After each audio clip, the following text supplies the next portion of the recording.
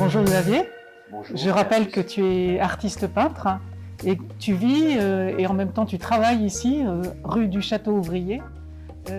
Quand es-tu arrivé dans cet endroit? Alors moi, je suis arrivé ici en 2004, mais non seulement moi, comme c'est une allée d'artistes où il n'y a que des ateliers. Au départ de toute cette histoire-là, on se regardait tous un petit peu surpris de ce qui nous arrivait, puisqu'on venait de nous attribuer ces ateliers avec jardin, et c'était pour nous une chance terrible.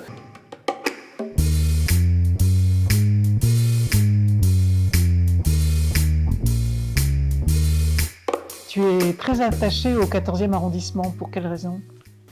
Ben, pour différentes raisons.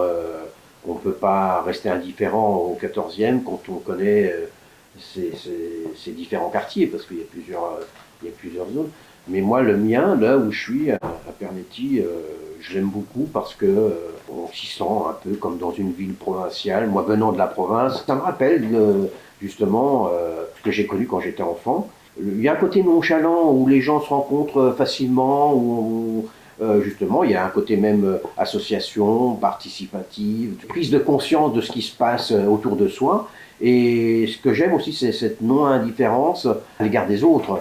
Donc, voilà, moi, j'aime bien, je m'y sens bien, j'aime bien cette chaleur, j'aime bien ce partage. C'est un quartier très chaleureux, voilà.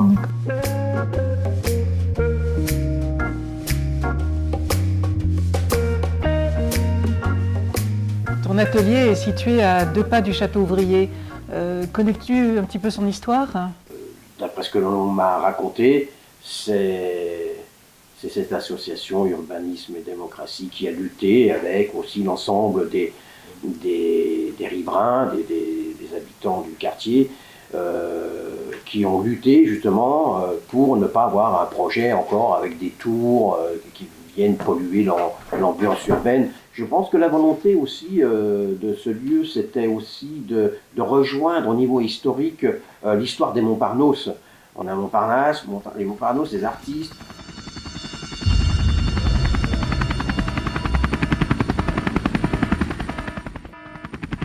En 2016, lors d'une nuit blanche, tu as installé un mur des soupirs devant la MPA Broussais.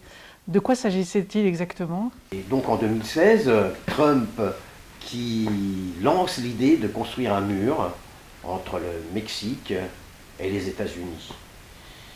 Et là-dessus, je me dis, c'est pas possible, on ne peut pas admettre, après ce que l'on a connu ces 30 dernières années, c'est-à-dire le mur de Berlin qui s'écroule, les ouvertures aux frontières, la démocratie qui s'installe, pour ces pays qui avaient connu justement une époque très, très close, quoi, très, très fermée. Et je me suis dit, tiens, je ferais bien un projet, pas un petit projet, un projet. La nuit blanche de 2016, j'ai créé ce mur des soupirs. Étant un peu scénographe,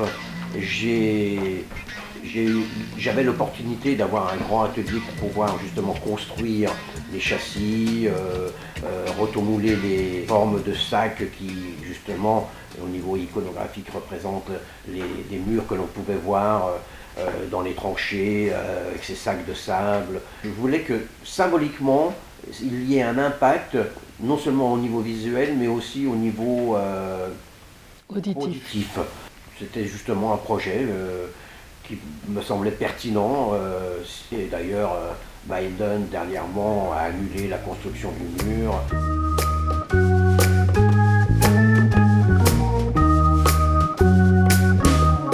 D'après toi, quelle est l'utilité de l'artiste dans la société? Je pense qu'il ne faut pas parler d'utilité entre la littérature, le cinéma, la poésie, la musique, les plasticiens. Toutes ces formes d'expression aident justement à réfléchir. Les artistes sont là pour dénoncer ce qu'ils ont perçu ou pas. Donc à partir d'une prise de position, il y a des choses qui se font, qui se créent et qui font réfléchir d'autres personnes, la société. Quand un artiste s'exprime, généralement, il est compris à l'heure actuelle. L'art contemporain a tellement évolué que ce n'est plus si difficile à comprendre par rapport au début du siècle, quoi.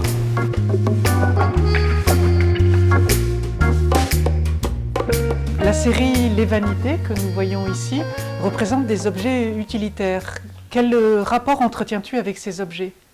Alors, plus que des objets utilitaires, ce sont des outils, hein.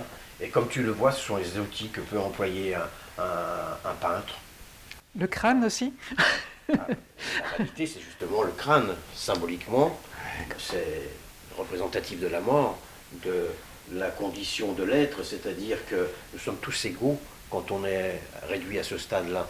Donc la vanité, si tu veux, ça a été un prétexte pour moi, justement, à peindre tous ces objets qui sont symboliquement très importants. Tu vois, par exemple, il n'y a pas que mes outils, il y a aussi l'instrument, justement, qui reflète la culture, qui reflète la musique, ce que l'on peut aimer. Et le violon est pour moi l'instrument le plus noble dans la musique, en musique classique si tu veux. J'ai toujours aimé le violon par la subtilité des sons. Mais il y a aussi, par exemple, le sablier qui, lui, retranspose l'idée du temps. Donc le temps est aussi associé au sentiment d'éternité. Mais on ne lutte pas contre le temps. On essaie toujours de se programmer les journées en pensant qu'on va gagner du temps. Tu ne gagnes jamais de temps si tu réfléchis bien à ce que veut dire le mot temps. Quand j'ai commencé à peindre des natures mortes, et je peignais des bols, je peignais des amphores, je peignais la cuillère, ces trois si tu veux, ces trois objets, hein, qui généralement étaient des récipients, c'était les premiers objets manufacturés par l'homme. La vanité, c'est un peu la suite un peu logique de ces natures mortes que je peignais au départ, sauf que maintenant, les objets, les outils, eux, ont une relation peut-être plus intime avec moi. On retrouve dans mes compositions les objets du quotidien auxquels on ne donne aucune attention. Et le fait de les peindre sacralise, si tu veux, l'idée de ce que l'on peut être. Dans ces vanités, j'y insère aussi certaines vues d'œuvres qui ont existé à travers d'autres artistes. Là, c'est par exemple, quand on lit Merde d'artiste, c'est Piero Manzoni. Cet artiste-là a créé cette boîte de conserve en opposition à sa famille dont le père était justement fabricant de conserves.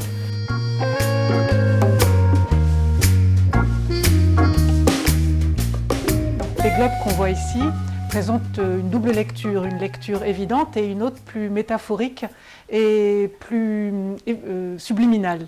Peux-tu nous expliquer pourquoi? Au début, j'ai peint les mappemondes en pensant aux globes que je scrutais, que je regardais quand j'étais enfant.